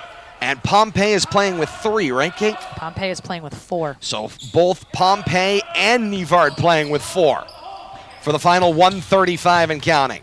Nevard, little bunny hop, fires the shot, missed everything. Rebound down for Layton. Got to be more blue jerseys underneath that basket to help clean that up. Especially at this stage. You need Nevard multiple attempts. blew by Hamill. Cross for Doyle. Now Gillen, the runner. Pompey with the foul. That'll be her 5th. It's her 5th. She'll be departing, but she got her money's worth on the way to the bench. She knows, yep. Last night, was it the boys' game when people didn't know how many fouls there were when somebody had 5? Chaos in the second game, reset of the clock. My word. But in the what a last great minute. night. What a great night for the rivalry last night was. In case we didn't mention it, I don't know, 24 times during last night's broadcast. What a great night to re-strengthen the rivalry. Something about the basketball What a great game. ball game we have here, too. Oh, we've been very fortunate to have this one as well, as the first one won't go for Gillen. But that important night, Kate, it seems like there's something about the basketball series between Leominster and Fitchburg that reignites that rivalry and gets things ready for now a football game that's coming, instead of 6 months away, is coming only a matter of about a month and a half away. How very rare is it, though, to have the basketball be that appetizer going right into football season? Generally, the sore feelings are being carried from the gridiron onto the court. Now we're carrying sore feelings from the court onto the gridiron. Chaos ensues. Indeed. But so much fun for the citizens of the Twin City. 1:15 to play here in the fourth. Float into the lane. This is Layton. Created some space. Laid it in off the glass and good. That's a 1:10 big to play in the basket. fourth. Yes, it was. 46-38. Down floor. This is Marwa for Forsberg. Take that. Forsberg will take it. Tressaloni was looking for it. She was wide open to the near sideline as we go to 59 9/10. Leominster within 2 possessions. Coach Frederick will spend the timeout, his last timeout. And Forsberg has been kind of a bright spot here in the fourth quarter for Leominster. She has 7 points in the fourth quarter alone. She has a total of 10 points on the game thus far. Interestingly enough, though, the only other people on the stat sheet for the fourth quarter for the Blue Devils are Tressaloni and Pompey. You've had a very quiet fourth quarter from Marwa, a very quiet fourth quarter from McDonald, and a very quiet fourth quarter from Nevard.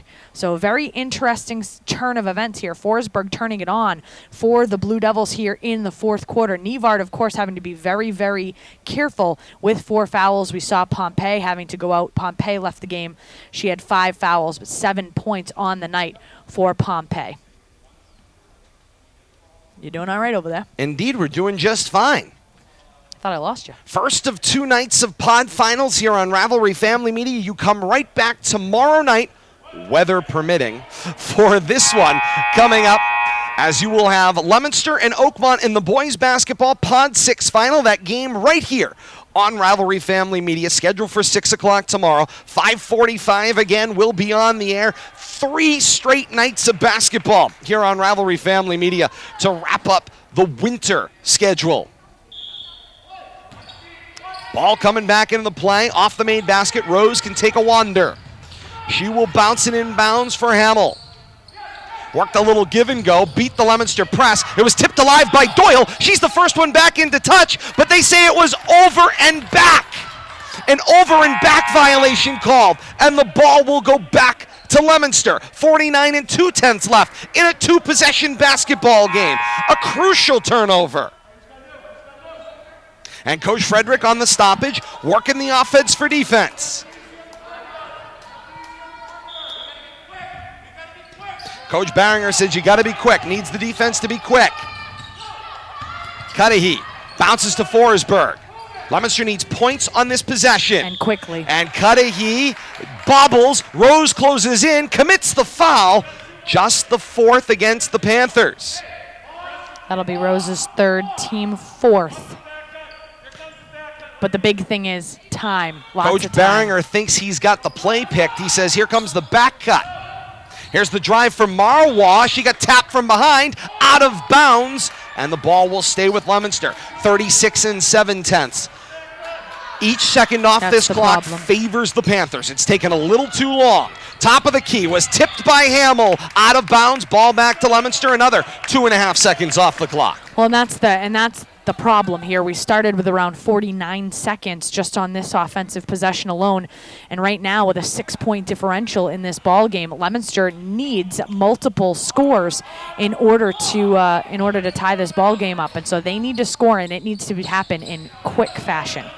Cudahy finds Forsberg. Tressaloni loads the three. Got the back rim, no. Rebound down for Hamill.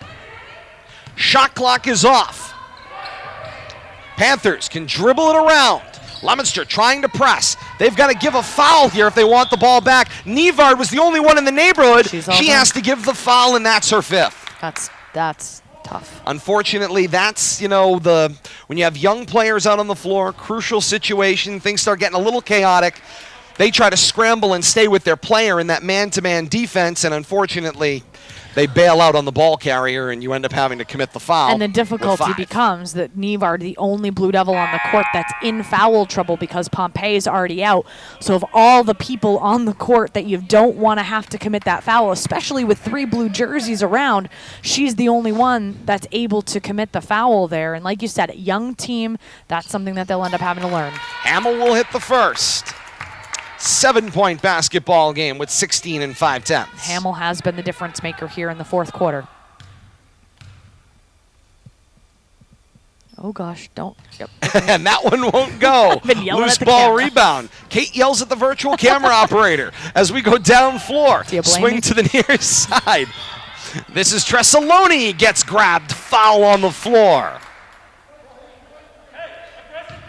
And that will be the 5th called against the Panthers. And you can hear Coach Barringer. Yep, aggressive D. They've aggressive got plenty D. to give. No reason to give up an open shot here. You can challenge it as long as you don't give an and one on it. Swing to the near side. Tressaloni sends the 3 away. Back rim, no. Final 3 seconds. Rose with the rebound. She'll dribble it out. The Quabbin Panthers are the winners. A 47-40 victory tonight over the Blue Devils. A sweep in 3 games this season, and finish with an 11-1 overall record. They are Pod 6 champions. And the coaches exchange pleasantries and a fist bump at midcourt, congratulating each other's players as well on a hard-fought and fantastic game here this evening. 47-40. You see Athletic Director Dave Palazzi, who was on site for Leominster, congratulating the Panthers for their Pod 6 victory this evening. Coach Frederick's squad, you can see Coach Frederick talking to his team. Nobody hanging their head, Kate. They have no reason to. No, absolutely They not. had a 5-5 overall record at the end of this modified regular season, and then they battled their way through this basketball game to put themselves in a scenario where, you know what? For all things considered, they were able to get themselves into a final, win a huge game against Fitchburg last night, and then come out against this dominant power in the Panthers and get themselves a victory. You can see the coaches congratulating one another, the athletic directors out there on the floor as well. Once again, we thank the great folks at Quabbin Regional for their assistance this evening in being able to offer us this video angle for the evening to be able to bring this one to the community. As we welcome you back inside the Rivalry Family Media Studios, Todd Robbins, Kate Robbins, and happy to have you along with us for this one. What a fantastic ball game we were treated to in this girls basketball pod final on this Thursday night. Kate, a great night for Leominster, just not able to bring it over the hump. The Panthers reached that point where they were able to successfully do it. You saw Julia Hamill there, by the way, bouncing out in front of the camera and waving hello and thanking everybody at home as they have been able to follow along. Hamill and McCready, the 2 seniors on this girls basketball squad for the Panthers. Leominster, 0 seniors Well, and that's kind of the material point relative to the Leominster squad. This is this year, you can essentially chalk it up to a learning experience, to being able to build chemistry, and in my estimation, much improved over situations that we've seen at the beginning of the year and even from last year. Now, I know that this pod is not the traditional grouping that Leominster will play, so you can't compare last year to this year or other years to other years. It's just not feasible to do that. So you have this situation where you have to take this COVID modified season for what it is. It is what it is at that point, and you have to kind of take the fundamentals and then try to translate that into what everybody is hoping will become a regular winter season next year, a 20-game season with playoffs. But again, if you're Leominster, you're then going back to your traditional schedule. You're taking a look at Wachusett. You're taking a look at Westboro. You're taking a look at Algonquin. You're taking a look at Shrewsbury. A very different scenario than you saw this year. But make no mistake about it, Quabbin has always had prolific girls basketball teams, so that's always been interesting. Market improvement in the Fitchburg squad this year, so this Pod 6 has been, no slouch. That's for certain, and so it'll be very interesting to see how the chemistry, how the growth in this Leominster team is able to translate next year. No, that's the great question, and that's kind of, I think, what Coach Rusty Frederick had to hope for in this year, right? I mean, you're coming in, you've got a young team, you go 4-0 out of the gate, which is, at that point, seemingly was unheard of at that moment, as people were starting to feel each other out and trying to figure out who was who within this new pod that they were setting up. And I give the athletic directors, by the way, a lot of credit for being willing to match up different schools than you normally would. It's the thing that everybody has been craving. I was going to say, we were joking about it last night as we looked, and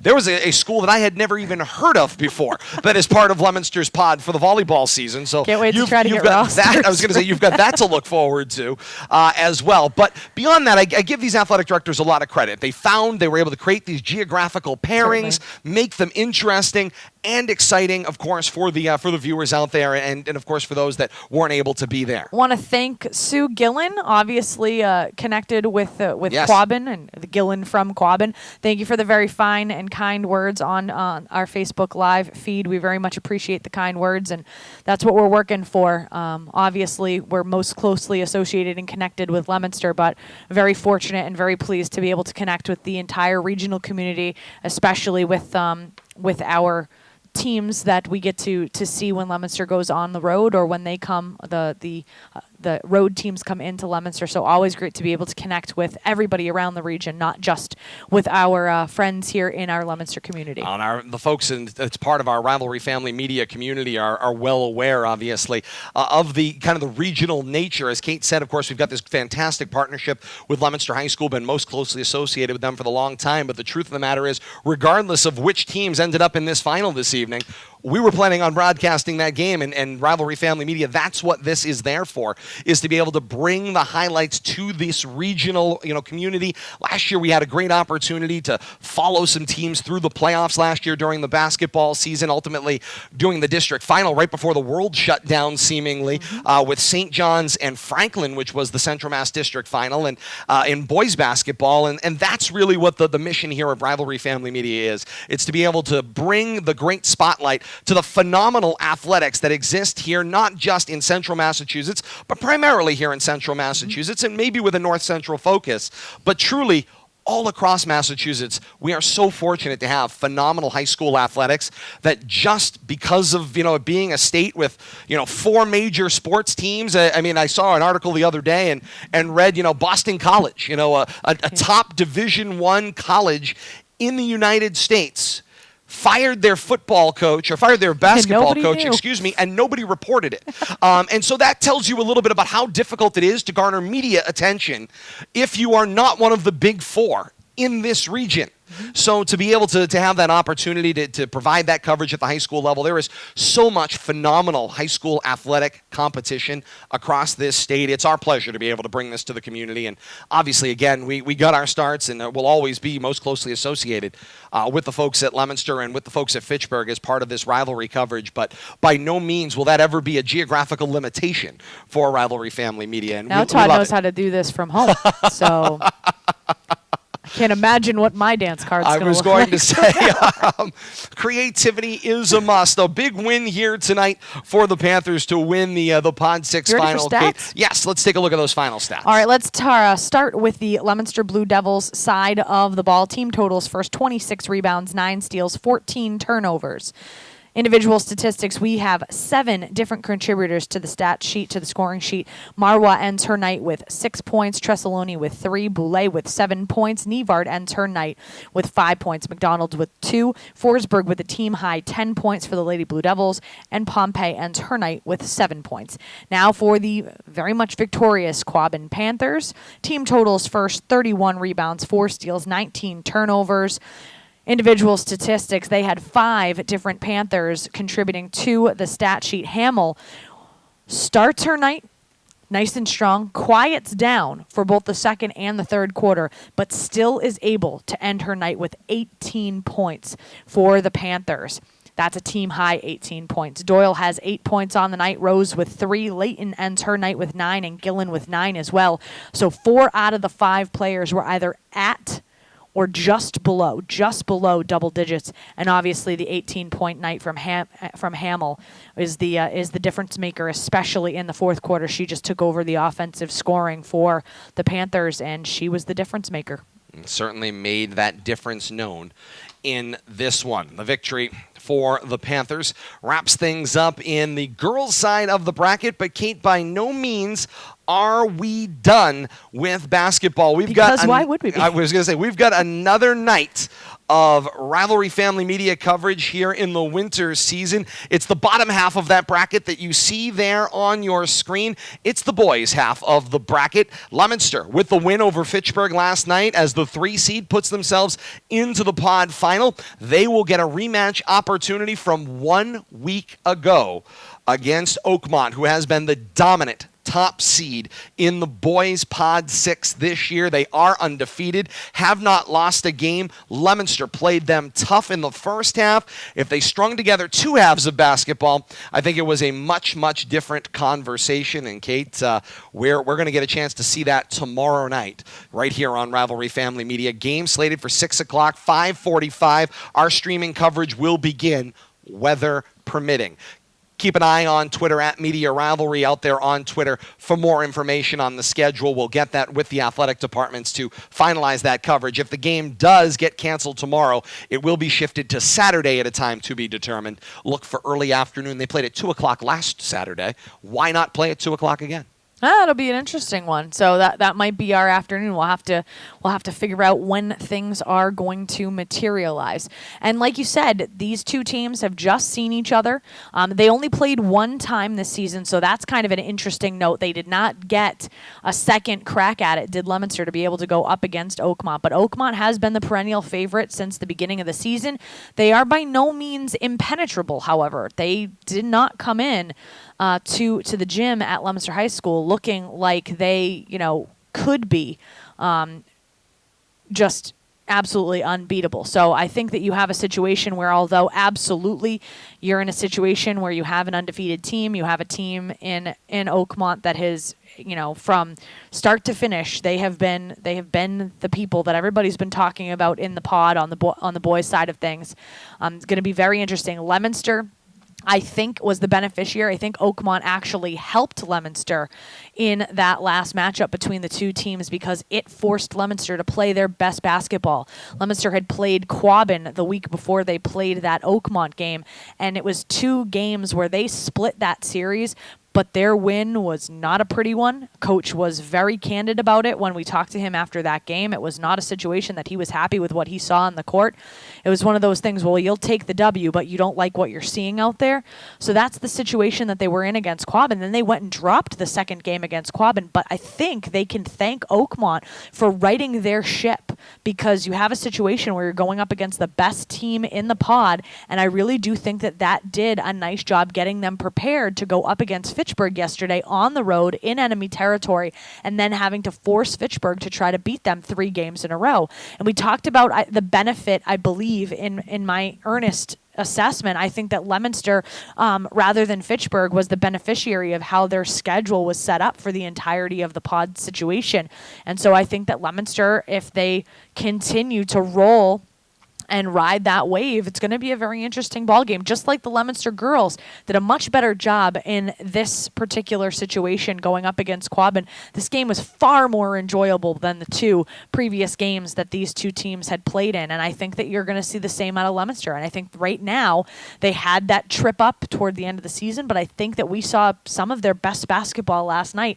Now the hope is that they can go into tomorrow and or Saturday and or whenever they decide that they're going to play this last game, and if they can put their best foot forward and play their best basketball, I think you're going to see at the very least a very close game. Indeed we will. Coach Grudgefield's bunch will be ready to go to take on the Spartans whenever that may be coming up over the next couple of days, and whenever that is, we'll have it for you here on Rivalry Family Media. Facebook.com/Media Rivalry. That's where the games premiere. Games available on demand same day. YouTube.com, search Rivalry Family Media. Like, follow, and subscribe today all across the board on Facebook, on YouTube, and out there on Twitter as well. At Media Rivalry on Twitter for your schedule updates as well. Great to have you along with us. And of course, on behalf of Bill Thomas, who is still on assignment, we'll look forward to seeing him coming up. We sent him the volleyball schedule, and so he's looking forward to getting back and joining us for the upcoming volleyball season here on Rivalry Family Media, as well as the upcoming high school football season to come. Leominster High School football, as well as some other regional matchups right here on Rivalry Family Media with our partners at Leominster TV. And we welcome back our partners at the K-Zone, AM 1280 and 105.3 FM, WPKZ. Looking forward to getting back together with our radio audience as well across the region. So much more fun to come over the next so many weeks and months as we continue to battle. Get your vaccinations. Opportunity out there. I know some of our good friends trying to get on getting on the website today. Hang in there. That was a non-sequitur. as we know as well. Get your vaccinations. We'll get through this together. We'll be here with you here on Rivalry Family Media. That's right. Well, sort of, kind of. Yeah, you get the gist of where we're going. Thank you so much for being with us here. Thank you for being a part of our family throughout the last couple of hours. From home studio, as it turns out. You can check out at Media Rivalry on Twitter, by the way. We'll have a little look kind of behind the scenes of what kind of this all looked like from our vantage point, what you couldn't see as well, coming up there on social media at Media Rivalry. For Kate Robbins, I am Todd Robbins. Until tomorrow night, or perhaps Saturday, as we continue in these winter pod playoffs. Until next time, for Rivalry Family Media, so long, everybody.